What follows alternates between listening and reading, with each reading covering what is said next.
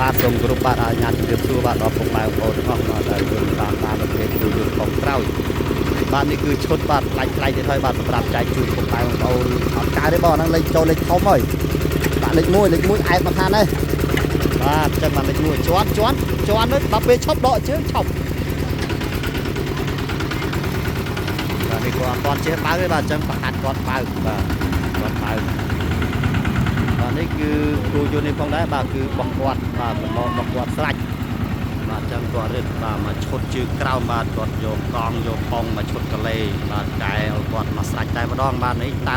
ត្រង់បាទតត្រង់បែរជា4តាក់ទៀតចឹងប្រវាយសាច់ត្រង់នេះគឺ4ម៉ែត្របាទអត់គាត់ដាក់លេខខុសអត់លុតហើយបាទនេះគឺប្រវែង4ម៉ែត្រ3ម៉ែត្រ2ទឹកបាទនេះគឺកង់825បាទដល់16បាទមែនតើបាទពុកម៉ែបងប្អូនបាទមានចំណាប់អារម្មណ៍បាទឬក៏ចង់កំងប្រភេទគូយន្តប៉ុងក្រោយអាចទំនាក់ទំនងបានមកជាងបានតាមរយៈលេខទូរស័ព្ទ088953441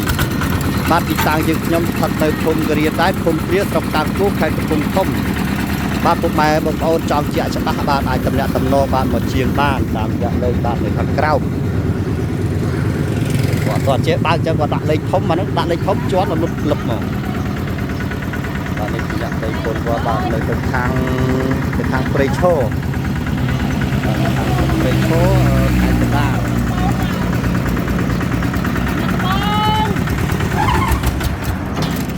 បងមិនចូលលេខ5ទៅលេខ5តើដាក់ចូលលេខ5អាហ្នឹងលេខ1លេខអាយ៉ៃអែតមកខាងនេះរុញមករអាយ៉ៃនេះបើទៅរុញចូលហ្នឹងចូលលេខ5គា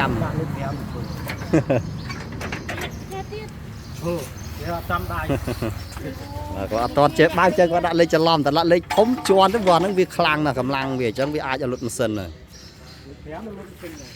បាទងាកមកខាងនេះគឺប៉ងបាទមានប៉ងមានប្រអប់លេខបាទតាមតម្រូវការពុកម៉ែបងប្អូនចង់កំងបាទយ៉ាងម៉េចក៏បានដែរតាមតម្រូវការបាទមកគ្រឿងខាងនោះនៅ2គ្រឿងទៀតបាទនៅ